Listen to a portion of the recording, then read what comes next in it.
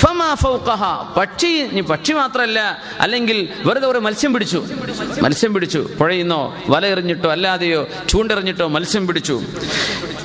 ബിഗൈരി ഹഖ്ഖിഹാ, ഒരു ഹക്കുമില്ലാതെ ഒരു അവകാശവുമില്ലാതെ ഒരു ചെറിയ പക്ഷിയെയും അല്ലെങ്കിൽ മറ്റെന്തിനെങ്കിലും ഒരാൾ കൊന്നുകളഞ്ഞാൽ ഇല്ലാ യസ്അലുല്ലാഹു അൻഹാ യൗമൽ ഖിയാമ, നാളെ പരലോകത്ത് അതിനെ സംബന്ധിച്ച് ചോദ്യമുണ്ട്. അപ്പോൾ ഒരാൾ ചോദിച്ചു, യാ റസൂലല്ലാഹ്, നബിയേ വമാ ഹഖ്ഖുഹാ, ഒരു പക്ഷിയുടെ അവകാശം എന്താ നബിയെ? അവകാശമില്ലാതെ കൊന്നാൽ, ഹക്കില്ലാതെ കൊന്നാൽ എന്താ നബി ഹക്ക് ഇവിടെ? ഖാല ഹഖ്ഖുഹാ അൻ തദ്ബഹഹാ ഫതഅകുലഹാ, അത് ജീവനുള്ള നിനക്ക് കഴിക്കാൻ പറ്റുന്ന ഒരു ജീവിയാണെങ്കിൽ അതിനെ അറുത്തു ഭക്ഷിക്കലാണ് നിനക്ക് അവകാശപ്പെട്ടത്. വലാ തഖ്തഅ റഅസഹാ ഫതർമീ ബി, അതിന്റെ തലയർത്തിട്ട് ഇങ്ങനെ വലിച്ചെറിയാനല്ല അല്ലാഹു ആ ജീവിയെ നിനക്ക് തന്നത്. മത്സ്യം പിടിച്ചു, നീ കൊണ്ടുപോയി ഭക്ഷിക്ക്. അത് പിടിച്ചു പിന്നെ വലിച്ചെറിഞ്ഞു, ചത്തുപോയി ആ മത്സ്യം, നീ അതിനെ ഭക്ഷിച്ചില്ല, അത് അല്ലാഹുവിന്റെ അടുത്ത് കുറ്റമാണ്. ഒരു പക്ഷിയെ വെറുതെ വെടിവെച്ചിട്ടു, അതിനെ കൊന്നുകളഞ്ഞു, നിനക്ക് ഭക്ഷിക്കാൻ അല്ലാഹു അനുവദിച്ച പക്ഷിയാണോ നിനക്ക് കൊല്ലാം എന്നല്ലാതെ വെറുതെ അറുത്തതിനെ നീ എറിഞ്ഞു കളഞ്ഞാൽ അതിനെ സംബന്ധിച്ച് നാളെ ചോദ്യമുണ്ടെന്ന് റസൂലുള്ളാഹി സ്വല്ലല്ലാഹു അലൈഹി വസല്ലം. അലാ, അറിഞ്ഞേക്കണം, മൻ ളലമ മുആഹിദൻ അവ ഇൻതഖസഹു ഫീ ഹഖ്ഖിഹി ഔ കല്ലഫഹു ഫൗഖ ത്വാഖതിഹി ഔ അഖദ മിൻഹു ശൈഅൻ ബിഗൈരി തീബി നഫ്സിൻ ഫഅന ഹജീജുഹു യൗമൽ ഖിയാമ. അഷ്റഫുൽ ഖൽഖ് സ്വല്ലല്ലാഹു അലൈഹി വസല്ലം. ഇതും ഇസ്ലാമിന്റെ വളരെ മനോഹരമായ ഒരു വശമാണ്. നമ്മൾ അറിയണം, മറ്റുള്ളവർക്ക് മനസ്സിലാക്കി കൊടുക്കണം. അലാ, അറിഞ്ഞേക്കണം, മൻ ളലമ മുആഹിദൻ, മുസ്ലിമീങ്ങളുമായി സംയമനത്തിലും അതുപോലെ തന്നെ സഹവർത്തിത്വത്തിലും ജീവിക്കുന്ന അമുസ്ലിം, അവർക്കാണ് മുആഹിദ് എന്ന് പറയാ. അവർ നമ്മുടെ ശത്രുക്കളല്ല, നമ്മൾ കൊല്ലാൻ നടക്കുന്നവരല്ല, അല്ലെങ്കിൽ നമുക്ക് അപായപ്പെടുത്താൻ വരുന്നവരല്ല. അങ്ങനത്തെ ഒരാളെ ആരെങ്കിലും ആക്രമിക്കുകയോ ദുൽമു ചെയ്യുകയോ അവിൻതഖസഹു ഫീ ഹഖ്ഖിഹി, ഒരാൾക്ക് കിട്ടാനുള്ള ഹക്ക് കൊടുക്കാതെ പിടിച്ചു വെക്കുകയോ ചെയ്താൽ. മുതലാളിമാർ ശ്രദ്ധിക്കണം, നിങ്ങളുടെ കൂടെ നിങ്ങളുടെ കമ്പനിയിൽ ജോലി ചെയ്യുന്ന ആളുകൾ ജോലി കഴിഞ്ഞു പോകുന്ന സമയം, അവരുടെ പീരീഡ് കോൺട്രാക്ട് കഴിഞ്ഞാൽ അവർക്ക് എന്തൊക്കെ അവകാശങ്ങളുണ്ടോ ഇവിടുത്തെ നിയമപ്രകാരം അത് മുഴുവൻ കൊടുത്തേക്കണം. നമ്മൾ രേഖയിലൊന്ന് വേറൊരു ഫോർജ് ചെയ്തിട്ട് വേറൊരു ഡോക്യുമെന്റ് ഒപ്പിടിക്കുക, ശമ്പളം കൊടുക്കുന്നത് ഗവൺമെന്റിന്റെ കണക്കിൽ 5000, കൊടുക്കുന്ന 1500. ഇതൊക്കെ അല്ലാഹുവിന്റെ മുമ്പിൽ ചെയ്യുന്ന ദുൽമുകളാണ്, വഞ്ചനകളാണ്, ചെയ്യാൻ പാടില്ലാത്തതാണ്. ഒരാളുടെ ഹക്ക് കൊടുക്കാതിരുന്നാൽ, അവർക്ക് കൊടുക്കേണ്ട ഹക്ക്, ജോലി പിരിഞ്ഞു പോവാണ്, 10-15 കൊല്ലം ജോലി ചെയ്ത ആളാണ്, നിയമപ്രകാരം അവരുടെ കോൺട്രാക്ച്വൽ പീരീഡ് അനുസരിച്ച് ഇത്ര കിട്ടിയിരിക്കണം, അത് കൊടുക്കാതെ ഒരു മനുഷ്യനെ വഞ്ചിച്ചു കഴിഞ്ഞാൽ, മുസ്ലിമിനെ ചെയ്താൽ പിന്നെ എന്താ അവസ്ഥ? അമുസ്ലിമിനെ പറ്റില്ല എന്നാ പറഞ്ഞത്. അമുസ്ലിമിനെ ഇങ്ങനെ ചെയ്താൽ, ഔ കല്ലഫഹു ഫൗഖ ത്വാഖതിഹി, ഒരാൾക്ക് സാധിക്കാത്തതിലും അപ്പുറം നിങ്ങൾ ജോലി ചെയ്യിപ്പിച്ചാൽ, ഇപ്പൊ ഗവൺമെന്റിന്റെ നിയമങ്ങളുണ്ട്, നമ്മൾ എത്ര മണിക്കൂറാണ് ജോലി ചെയ്യേണ്ടത്, അതിലേറെ നമ്മൾ ജോലി ചെയ്യിപ്പിച്ചു, അയാൾ നിർബന്ധിതനാണ്, വേറെ ജോലി ഇല്ലാതെ കിടക്കുക, നാട്ടിലേക്ക് പൈസ അയച്ചു കൊടുക്കണം. മുതലാളി പറഞ്ഞു 24 മണിക്കൂർ ജോലി ചെയ്യണം, അവൻ ചെയ്തേക്കും. മുതലാളി പറഞ്ഞു 18 മണിക്കൂർ ആ ജോലി ചെയ്തേക്കും. ചെയ്യിക്കാൻ പാടുള്ളതാണോ? മാക്സിമം ഒരു 8-10 മണിക്കൂർ വരെ ധാരാളമല്ലേ അതൊക്കെ?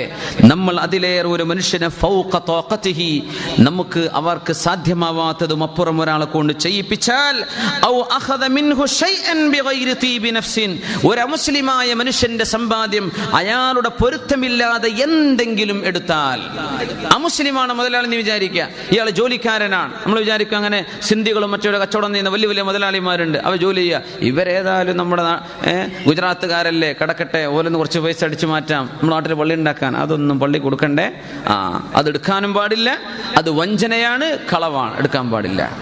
ഔ അഖദ മിൻഹു ശൈഅൻ ബിഗൈരി തീബി നഫ്സിൻ, ഒരു മനപ്പൊരുത്തമില്ലാതെ സന്തോഷമില്ലാതെ ആരെങ്കിലും എന്തെങ്കിലും എടുത്താൽ, ആരിൽ നിന്ന്? ഒരു അമുസ്ലിമിൽ നിന്ന് എടുത്താൽ, ഫഅന ഹജീജുഹു യൗമൽ ഖിയാമ, അത് എടുത്ത മുസ്ലിമിനെതിരെ, ഈ അമുസ്ലിമിന് അനുകൂലമായി ഞാൻ അല്ലാഹുവിന്റെ മുമ്പിൽ അമുസ്ലിമിന് വേണ്ടി വാദിക്കുമെന്ന് റസൂലുള്ളാഹി സ്വല്ലല്ലാഹു അലൈഹി വസല്ലം സ്വഹീഹുൽ ബുഖാരി ഉദ്ധരിച്ച ഹദീസാണിത്. ഇമാം ബുഖാരി തങ്ങൾ ഉദ്ധരിച്ച ഹദീസാണ് കിടക്കുന്നത്. അമുസ്ലിമിന്റെ ഒരു ഹക്ക് നമ്മൾ എടുത്തു കഴിഞ്ഞാൽ പിന്നെ മുസ്ലിമിന്റെ ഹക്കിനെ പറ്റി എന്താ പറയാനുള്ളത്? ഒരു മുസ്ലിമിന്റെ ഹക്ക് നമ്മൾ എടുത്തു കഴിഞ്ഞാൽ എന്താ അവസ്ഥ?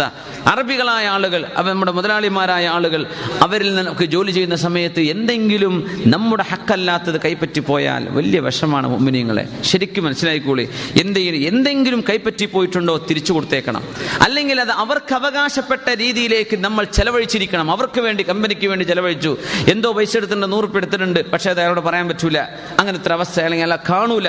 എന്നാൽ കമ്പനിക്ക് വേണ്ടി ഒരു 100 രൂപ നിങ്ങൾ ചെലവഴിക്കുന്നു, നിങ്ങളുടെ വക. എന്തിന്? അല്ലാഹുവേ പറ്റിപ്പോയത് പുറത്തേരനെ ഉടച്ചോനെ എന്നല്ലാതെ ജീവിതത്തിൽ ഒരുപാട് മോഷണം ചെയ്ത് നാട്ടിൽ വലിയ വലിയ ബിസിനസ്സും വലിയ വലിയ കൊട്ടാരവും ഉണ്ടാക്കി കഴിഞ്ഞു. പിന്നെ മനസ്സിലാവുന്നത് പടച്ചോനെ ഞാൻ ചെയ്തൊക്കെ തെറ്റായിരുന്നല്ലോ.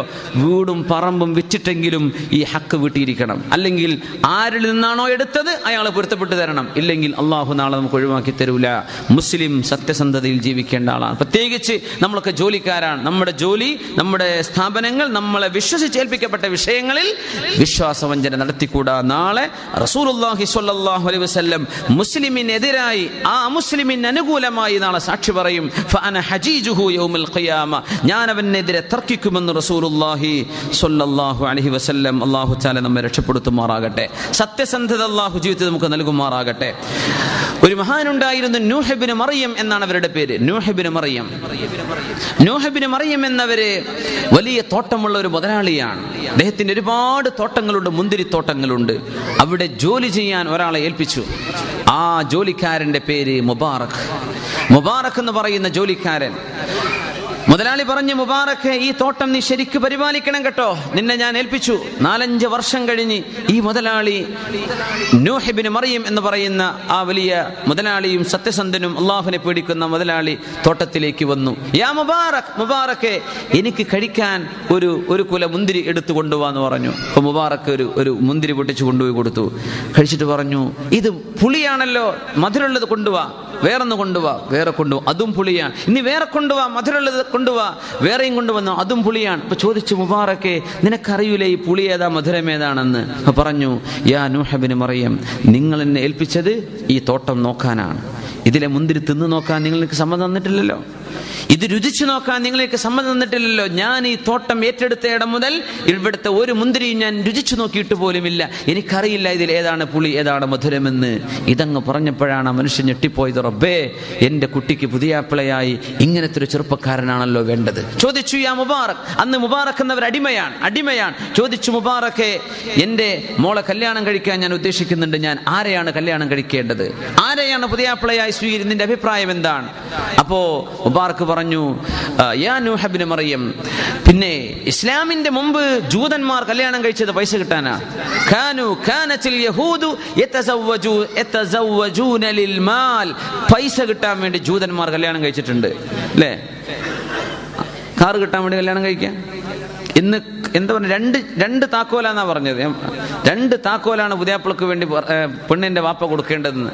അപ്പൊ ഞാൻ ഒരു താക്കോല്, വണ്ടിന്റെ താക്കോല് കേട്ടിട്ടുണ്ട്, പിന്നെ ഫ്ലാറ്റിന്റെ താക്കോലും കൊടുക്കണം. ഏത്? കോട്ടേഴ്സിന്റെ താക്കോല്. ഒരു ജീവിക്കാൻ വരുമാനം, ഒരു നടക്കാൻ കാർ. അപ്പം ഞാൻ ചോദിച്ചു, ഈ കാർ കടിക്കാനുള്ള പെട്രോളിന് ഒരു പെട്രോൾ പമ്പ് കൊടുക്കേണ്ടി വരും വാപ്പ എന്നെ ചോദിച്ചു. സുബ്ഹാനല്ലാഹ്. ലിൽ മാൽ, ജൂതന്മാർ കല്യാണം കഴിച്ചത് അങ്ങനെയാണ്, സമ്പത്ത് കിട്ടാൻ വേണ്ടി, പൈസ കിട്ടാൻ വേണ്ടി. വകാനത്തിൻ നസ്വാറ യതസവ്വജൂന ലിൽ ജമാൽ, ക്രിസ്ത്യാനികൾ കല്യാണം കഴിച്ചത് പെണ്ണിന്റെ സൗന്ദര്യം നോക്കിയിട്ടാണ്, വേറൊന്നും ഇവർ നോക്കാറില്ല. ഇസ്ലാമിന്റെ മുമ്പ് ജാഹിലിയ്യത്തിൽ കല്യാണങ്ങൾ നടന്നത് ലിൽ ഹസബി വൻ നസബ്, തറവാട് നോക്കിയിട്ടാണ്, കുടുംബ മഹിമ മാത്രം നോക്കിയിട്ടാ ഇസ്ലാമിന്റെ മുമ്പ് കല്യാണം നടന്നത്. എന്നാൽ നബി തങ്ങൾ വന്നു. പിന്നെ നബി തങ്ങൾ പറഞ്ഞു, ഇസ്ലാമിലെ കല്യാണം ലിദ്ദീനി വൽ ഖുലുഖി, സ്വഭാവവും ദീനും നോക്കിയിട്ടാണ് ഇസ്ലാമിലെ കല്യാണം. എന്നിട്ട് പറഞ്ഞു, യാ നൂഹ് ഇബ്നു മറിയം, നിങ്ങൾക്ക് വേണ്ടത് ചെയ്യാം. മൻ തശബ്ബഹ ബിഖൗമിൻ ഫഹുവ മിൻഹും, നമ്മൾ ഏതൊരു സമൂഹത്തിന്റെ ആചാരങ്ങൾ സ്വീകരിക്കുന്നുവോ നമ്മൾ അവരിൽപ്പെട്ടവരാണ്. അതുകൊണ്ട് നിങ്ങൾ മുതലാളിമാർക്ക് കെട്ടിച്ചോ, അത് ജൂതന്മാരുടെ പണിയാണ്. ചൊറുക്ക് മാത്രം നോക്കി കെട്ടിച്ചോ, അത് ക്രിസ്ത്യാനികൾ ചെയ്യുന്ന പണിയാണ്. തറവാട് മാത്രം നോക്കി മകൾക്ക് കല്യാണം ഉണ്ടാക്കിക്കോ, അത് ഇസ്ലാമിന്റെ മുമ്പുള്ള ജാഹിലിയക്കാരുടെ ജോലിയാണ്. അതല്ല, അള്ളാഹുവിന്റെ മാർഗമാണ് വേണ്ടതെങ്കിൽ ദീനും സ്വഭാവവും നോക്കിയിട്ട് കല്യാണം കഴിച്ചോളൂ. അപ്പൊ പറഞ്ഞു, മുബാറക്, ഞാൻ നിങ്ങളെ സ്വതന്ത്രനാക്കട്ടെ എന്ന് ചോദിച്ചു. അൽഹംദുലില്ലാഹ് വ നിഅമ. സ്വാതന്ത്ര്യം എന്ന് പറഞ്ഞാൽ നമ്മൾ വിസ കിട്ടണ പോലെയല്ല. സ്വാതന്ത്ര്യം എന്ന് പറഞ്ഞാൽ മൃഗമായി നിൽക്കുന്ന ഒരു അവസ്ഥയിൽ നിന്ന് മനുഷ്യനിലേക്കുള്ള ഒരു മാറ്റം എന്നതിനെ കണക്കാക്കണം. കാരണം മൃഗങ്ങളെ പോലെ വിൽക്കപ്പെടുന്നവരാണ് അടിമകൾ. മുബാറക്, ഞാൻ നിങ്ങൾക്ക് ഞാൻ അടിമത്ത മോചനം നൽകിയിരിക്കുന്നു. എന്നിട്ട് മുബാറക്, നിങ്ങൾക്ക് എന്റെ മകളെ കല്യാണം കഴിക്കാൻ പറ്റുമോ? നിങ്ങൾ അള്ളാഹുവിനെ സൂക്ഷിച്ച ആളാണല്ലോ. ഈ 4-5 വർഷം എൻ്റെ തോട്ടം നിങ്ങളെ ഏൽപ്പിച്ചിട്ട് നിങ്ങൾ ഇതിലെ ഒരു മുന്തിരി പോലും പുളിയാണോ മധുരമാണെന്നറിയാൻ രുചിച്ചു നോക്കിയിട്ടില്ലെന്ന് പറഞ്ഞാൽ അശദ്ദ മുറാഖബത്തൻ ലില്ലാഹ്, നിങ്ങൾ അല്ലാഹുവിനെ ഇത്രക്ക് സൂക്ഷിച്ച ആളല്ലേ, നിങ്ങളെയാണ് എനിക്ക് വേണ്ടതെന്ന് പറഞ്ഞു.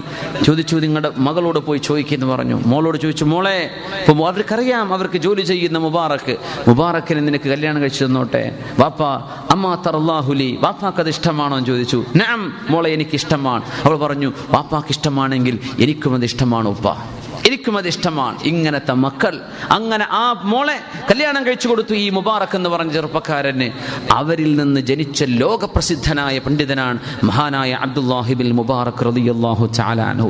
ലോകം കണ്ട മുഹദ്ദിസ്, ലോകം കണ്ട പ്രഗൽഭനായ ഹദീസ് പണ്ഡിതൻ മഹാനായ അബ്ദുല്ലാഹി ബിൻ മുബാറക് റളിയല്ലാഹു തആല അൻഹു ജനിച്ചത് ഈ മുബാറക്കിനാണ്, അവരുടെ ഈ ഭാര്യക്കാണ്, ഈ മോൾക്കാണ്. എന്തേ? അള്ളാഹുവിനെ സൂക്ഷിച്ച അമാനത്ത്, സത്യസന്ധത ജീവിതത്തിൽ സൂക്ഷിച്ച ആൾ. അവരിൽ നിന്ന് ജനിക്കുന്ന മക്കൾ സ്വാലിഹീങ്ങളായ മക്കളാണ്. നമ്മൾ ഇവിടുന്ന് കട്ടും മുടിച്ചും പൈസ ഉണ്ടാക്കിയിട്ട് നാട്ടിൽ അയച്ചു കൊടുത്ത മക്കൾക്ക് എന്ത് MBBS-ഉം അത് MD ആയിട്ട് എന്തായിട്ട് പഠിപ്പിച്ചു കൊടുത്തിട്ടും കാര്യമില്ലേ, ആ മക്കളിൽ നിന്ന് നന്മ ഉണ്ടാവില്ല, സ്വലാഹ് ഉണ്ടാവില്ല. എന്തേ? നമ്മൾ സമ്പാദിച്ചത് ഹലാലിന്റെ സമ്പാദ്യമല്ലല്ലോ. അതുകൊണ്ട് അള്ളാഹുവിന്റെ മുമ്പിൽ ഏറ്റവും കൂടുതൽ വിചാരണ നേരിടുന്ന ഒരു വിഷയം ഫിൽ ഹുഖൂഖ്, ജനങ്ങളുമായുള്ള ഹക്കടപാടുകളാണ്. അമുസ്ലിമിനോട് പോലും ഇങ്ങനെയാണ് ചെയ്യേണ്ടത്, അവരോട് പോലും വിശ്വാസ വഞ്ചന ചെയ്യാൻ പാടില്ലെന്ന് മഹാനായ റസൂലുള്ളാഹി സ്വല്ലല്ലാഹു അലൈഹി വസല്ലം. അല്ലാഹു സുബ്ഹാനഹു വ തആല അവന്റെ ഇഷ്ടപ്പെട്ട ആളുകളിൽ, സത്യസന്ധതയുള്ള ആളുകളിൽ അല്ലാഹു നമ്മെ ചേർത്ത് അനുഗ്രഹിക്കുമാറാകട്ടെ. പിന്നൊരു വിഷയം ശ്രദ്ധിക്കേണ്ടത് കടത്തെക്കുറിച്ചാണ്. അദ്ദൈൻ. വീണ്ടും പറയാണ്, കടം വാങ്ങാൻ എളുപ്പമാണ്, പക്ഷേ കടം വീട്ടി കൊടുക്കണം. കടം ആരെന്ന് വാങ്ങിച്ചുവോ അവധിയായി കഴിഞ്ഞാൽ നമുക്ക് വീട്ടാൻ കഴിയുന്നില്ല, ഒന്നറിയിക്കണം, പ്രയാസമുണ്ട് കേട്ടോ, നിങ്ങൾ ഒരൽപ്പം കൂടെ അവധി തരുമോ, ഞാൻ 2 ആഴ്ചക്കുള്ളിൽ തന്നോട്ടെ. അവർ പൊരുത്തം തന്നാൽ അൽഹംദുലില്ലാ, ഇല്ലേ എന്ത് ചെയ്തിട്ടെങ്കിലും അത് കൊടുത്തേ പറ്റൂ. ദൈൻ, കടം ഭയങ്കരമാണ്. വല്ലദീ നഫ്സി ബിയദിഹി, റസൂലുള്ളാഹി സ്വല്ലല്ലാഹു അലൈഹി വസല്ലം പറയാൻ, അല്ലാഹുവിനെ തന്നെയാണ് സത്യം, എൻ്റെ ശരീരം ഏതൊരുത്തന്റെ കയ്യിലാണോ, ലൗ അന്ന റജുലൻ ഖുതില ഫീ സബീലില്ലാഹ്, അല്ലാഹുവിന്റെ മാർഗ്ഗത്തിൽ ഒരാൾ കൊല്ലപ്പെടുകയും സുമ്മ ഉഹിയ, എന്നിട്ട് അയാൾക്ക് ജീവൻ നൽകപ്പെട്ടു, ഷഹീദായി, പിന്നെ അല്ലാഹു ജീവൻ സങ്കൽപ്പിക്കുക, സുമ്മ ഖുതില സുമ്മ ഉഹിയ, എന്നിട്ടും റബ്ബിന് വേണ്ടി യുദ്ധം ചെയ്ത് ഷഹീദായി, പിന്നെയും അല്ലാഹു വേറൊരു ജീവിതം കൊടുത്തു, വഅലൈഹി ദൈനുൻ, വീട്ടാത്ത കടം അയാൾക്കുണ്ടെങ്കിൽ, മാ ദഖലൽ ജന്നത ഹത്താ യുഖ്ളാ അൻഹു, ആ കടം വീടുന്നവരെ ആ ഷഹീദായ മനുഷ്യൻ 2 തവണ ഷഹീദായ ആൾക്ക് പോലും സ്വർഗ്ഗം അല്ലാഹു കൊടുക്കുകയില്ലെന്ന് പരിശുദ്ധ റസൂലുള്ളാഹി. ബാങ്കുകൾക്ക് കടമാണെന്ന് പറഞ്ഞ് മുങ്ങുന്നവരുണ്ട്. ക്രെഡിറ്റ് കാർഡ് എടുത്തിട്ട് പൈസ വലിച്ചിട്ട് നാട്ടിലേക്ക് മുങ്ങുക, പിന്നെ ഫോൺ ഓഫ് ചെയ്യുക. ഈ ബാങ്കുകളല്ല അതിൻ്റെ ഉടമസ്ഥന്മാരെന്ന് പറഞ്ഞ, ബിൽഡിംഗ് അല്ല, ബാങ്ക് എന്ന് പറഞ്ഞ മനുഷ്യന്മാരാണ്, അത് ഇൻവെസ്റ്റ് ചെയ്യുന്ന ആളുകളാണ്, അത് മനുഷ്യരുടെ പൈസയാണ്. എടുക്കാൻ പാടുണ്ടോ ഇല്ലയോ അത് വേറെ വിഷയം. എടുത്തത് ഹക്കാണ്, വീട്ടേണ്ട സംഗതിയാണ്, കൊടുക്കാനുള്ളതാണ്, തിരിച്ചേൽപ്പിക്കാനുള്ളതാണ്. ദൈൻ, കടം, അള്ളാഹു ഷഹീദിന് പോലും കടം ഉണ്ടെങ്കിൽ അള്ളാഹു തആല പുറത്തു കൊടുക്കില്ലെന്ന്, സ്വർഗം കൊടുക്കുകയില്ലെന്ന് റസൂലുള്ളാഹി സ്വല്ലല്ലാഹു അലൈഹി വസല്ലം. അൽ ഖത്ലു ഫീ സബീലില്ലാഹ്, അള്ളാഹുവിന്റെ മാർഗ്ഗത്തിൽ ഒരാൾ കൊല്ലപ്പെട്ടാൽ യുകഫിറു കുല്ല ഷൈഇൻ, എല്ലാം അള്ളാഹു പുറത്തു കൊടുക്കും, ഇല്ല ദൈന, കടമൊഴികെ. കടം അവിടെ ബാക്കിയാണ്. അതുകൊണ്ട് മുഅ്മിനീങ്ങളെ, അലംഭാവം ഉണ്ടാവരുത്. കടമില്ലാതെ ജീവിക്കാൻ പറ്റില്ല എന്ന് വരും. എനിക്കൊന്ന് കടം വാങ്ങാത്ത ഒരാൾ, കടം തീരെ ഇല്ലാത്ത, നമ്മൾ മുമ്പ് വിഷയം പറഞ്ഞിരുന്നു, എനിക്ക് ഓർമ്മയുള്ള നമ്മുടെ പണ്ഡിതന്മാരിൽ മഹാനായ ഇന്നത്തെ സമസ്തയുടെ ബഹുമാനപ്പെട്ട പ്രസിഡന്റ്, ബഹുമാനപ്പെട്ട ആനക്കര കോയക്കുട്ടി മുസ്ലിയാർ, ബഹുമാനപ്പെട്ടവരാ ജീവിതത്തിൽ കടം വാങ്ങിയിട്ടില്ല എന്ന് പറഞ്ഞത്. സുബ്ഹാനല്ലാഹ്. ഈ അടുത്ത കാലത്ത് ഉസ്താദ് പറഞ്ഞില്ലേ, എനിക്ക് ഒരാൾക്ക് ഒരു 5 പൈസ കടം ഉണ്ടായിട്ടില്ല. സുബ്ഹാനല്ലാഹ്. അതൊരു വലിയ അത്ഭുതമാണ്. പക്ഷേ കടം ജീവിതത്തിൽ ഒരു പക്ഷേ ഉണ്ടാകും, കടമില്ലാതെ ജീവിക്കാൻ പറ്റില്ല എന്ന് വരും. പക്ഷേ അതെന്ത് ചെയ്യണം? വീട്ടാനുള്ള നിയ്യത്ത് വേണം. എന്നാൽ ആരെങ്കിലും അത് വീട്ടാൻ ഉദ്ദേശിച്ചു, പക്ഷേ വീട്ടാൻ പറ്റിയിട്ടില്ല, അത്തരക്കാരായ ആളുകൾക്ക് നാളെ അവിടെ അല്ലാഹു തആല പുറത്തു കൊടുക്കുമെന്ന് റസൂലുള്ളാഹി സ്വല്ലല്ലാഹു അലൈഹി വസല്ലം മഹാനായ അബ്ദുറഹ്മാൻ ഇബ്നു അബീ ബക്കർ റളിയല്ലാഹു അൻഹു പറയാണ്, യദുഉല്ലാഹു ബിസ്വാഹിബി ദൈനി യൗമൽ ഖിയാമ, കടമുള്ള ആളെ